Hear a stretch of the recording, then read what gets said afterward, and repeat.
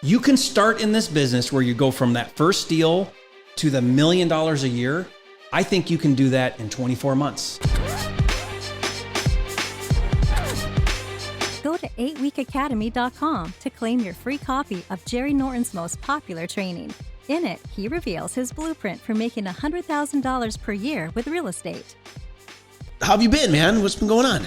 It's been awesome. You know, I've been in Montana at our mountain lake house all summer. Okay. Hardly working. Okay. Just playing with the kids. And that's amazing. I've had a lot of anxiety. I've never done this before where like I take this much time off, and I literally for the past 3 months have not worked. Wow. And that's been scary for me. I'd say congratulations, but I understand the anxiety. As I wake up, if I had nothing to do, I would be under tremendous anxiety as well. So it is rewarding though. Yeah, it's got to be super rewarding. And, you know, for those of you that don't know, Jerry is an amazing father. He's got 10 beautiful children, and he and his wife are dedicated to these children more than most, and focused on them. You homeschool them, and you really give them this unique sense of purpose in life. You know, Scott, as a entrepreneur and being in this journey for 20 years almost now that I've been in real estate, I've had to really redefine success for me. Yeah. You know, for many years, it was the bank account.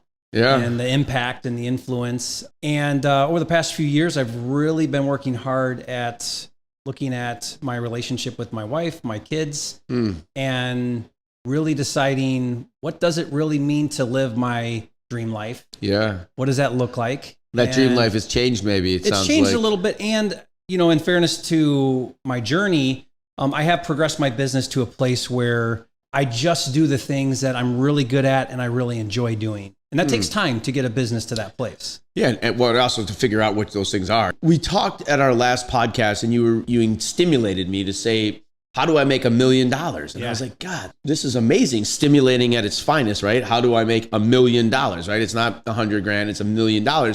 Maybe walk us through that strategy again, just on a high level, right? So how do I make $1 million? Hey, Jerry, my name is Scott. How do I make $1 million again?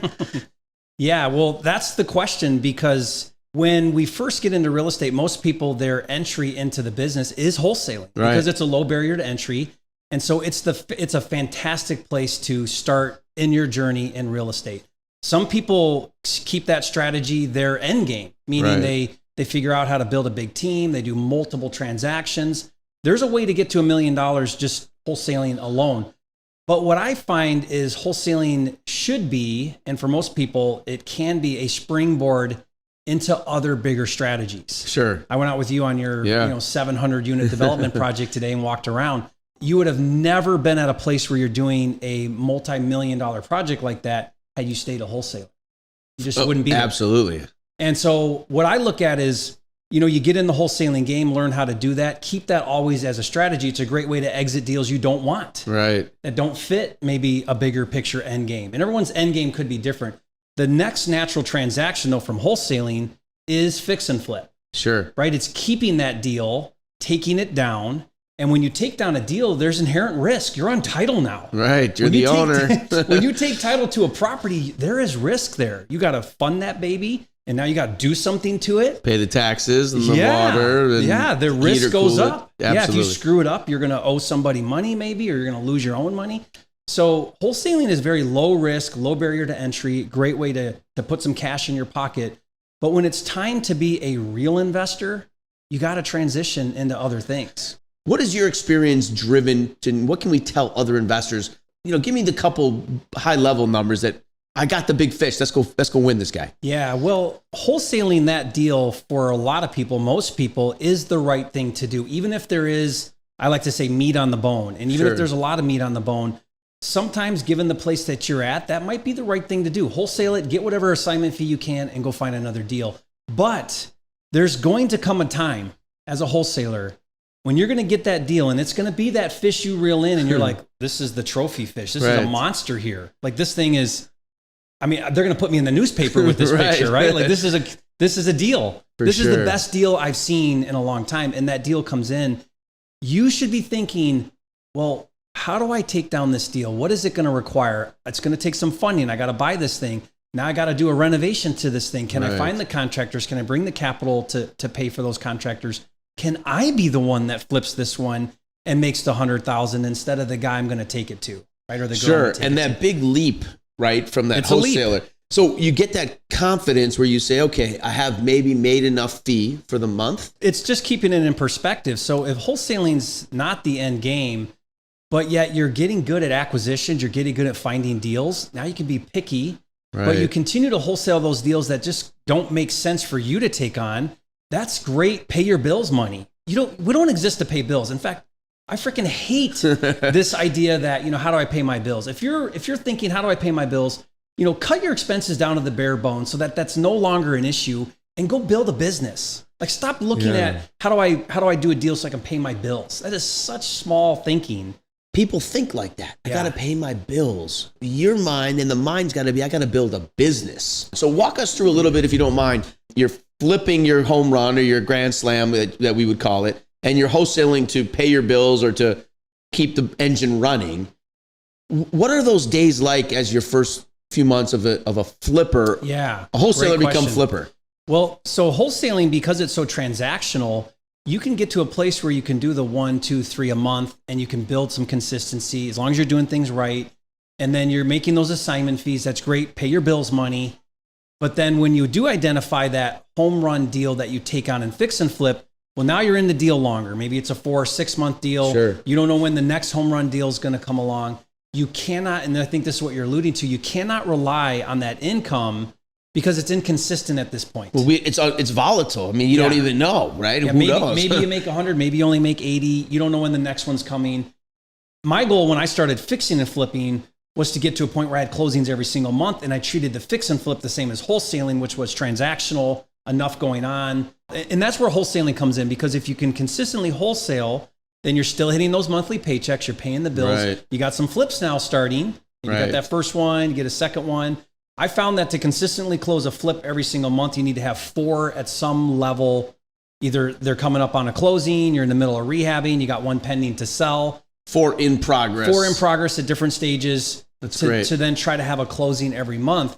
But going back to this idea here, if you could rely on your wholesale income to pay your bills, and now all of your flip income is your wealth building money. You're reinvesting that into new deals, you're doing bigger deals, right? And that money is just poured all back into the business.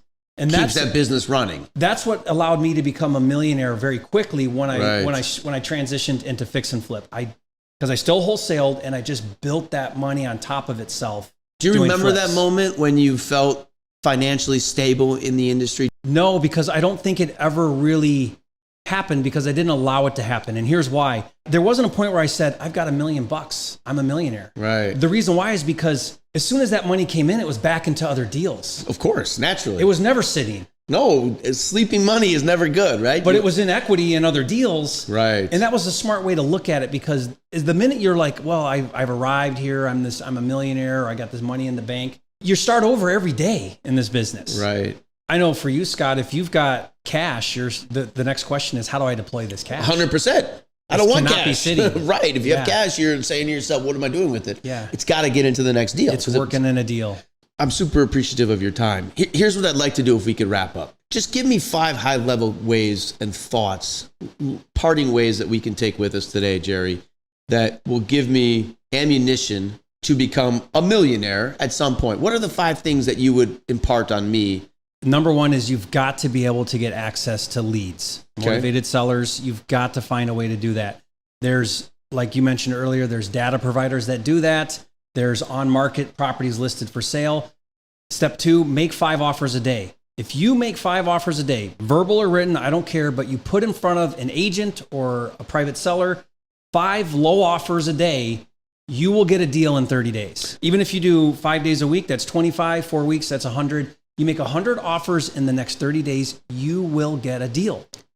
You'll get a deal. 100 offers in the next 30 days, you will get a deal. You'll get a deal. Okay. So you get that deal. Yep. Now you've got some momentum. You've got proof of concept. You wholesale that deal. I think that's the right thing to do. Don't take down your first deal as a fix and flip. That might not be the right way to go. Sure. Some people it is. They can jump right in, but typically wholesale it. Go through the process of a transaction. Sure. Make the 10 grand, 15 grand, whatever you make, and now you have proof of concept. Reinvest that 10. Let's just say 10,000. Sure. Reinvest it. Reinvest it in 3 things: tools, because there's a lot of tools that can make the process go faster and easier. Mentoring. Yep. Find yourself a good mentor, get some training and marketing. But then you want to get to a point where you're now trying to get that second wholesale deal, reinvesting it again. The goal would be to go to consistency. So 1 a month, 2 a month, 3 a month. Once you get to 3 a month, you should be easily paying your bills. I mean, come on, guys. Right. A $10,000 assignment fee is like small. That's like normal. Right. You should be hitting those type of assignment fees, wholesaling. As you start to do the consistency, I think once you get to the 3 to 5 wholesale deals a month, you're ready now. Start to take on a fix and flip. Just take on those home run deals. What you define what a home run is, but 50,000 net profit on a fix and flip, 60, 100. You take on those. What do you define as a home run today? Just out of curiosity. My big deals, I want to make $1 million on a flip. So on $1 million on a flip. But that's taken 20 years to get to that be my home run. So the home run for Jerry Norton is $1 million flip. $1 million flip. Mm-hmm. And I try to do 3 to 5 of those a year. If I asked you this 15 years ago, what would be your home run? 25,000. No, but so perspectives, right? Yeah. Perspective is very important. Perspective is very, very important. So today, but 25 then is 50 today, right? Okay, so 25 today, 50 is the answer today. But 50. For Jerry, it's $1 million. If you're doing 3 wholesales a month, you're ready to do 1 fix and flip a month. I agree with you. You're ready. But think about how easy this is. So 3 flips a month. Okay. 3 flips a month. Let's say they're $10,000 assignment fees. Yep. That's $30,000 a month. Okay. You do 1 fix and flip that makes $62,500, and you do 12 of those a month. You're at $1 million. Yeah, you're at $720,000 on the flips, and another 360. You're at $1 million. Yeah. That's doing 3 wholesales and 1 fix and flip. So think about that, guys. 3 wholesales a month, 1 fix and flip makes you $1 million. You can start in this business where you go from that first deal to the $1 million a year. I think you can do that in 24 months. Once you're making that $1 million a year, it doesn't have to be $1 million, but once you're making that type of income, you're making money, now start buying holds if that's what you want to do. If you choose to, but at that point, you can make that decision. Yeah. Wow. Jerry Norton, guys, just want to extend my gratitude to you being here. Thank you for the friendship. Thank you for the advice. Thank you for joining us on The Hard Truths. My name is Scott Lurie with The Hard Truths. Jerry Norton is live. Jerry, thank you for being here. Thank you for having me. Thank you for treating me so well, Scott.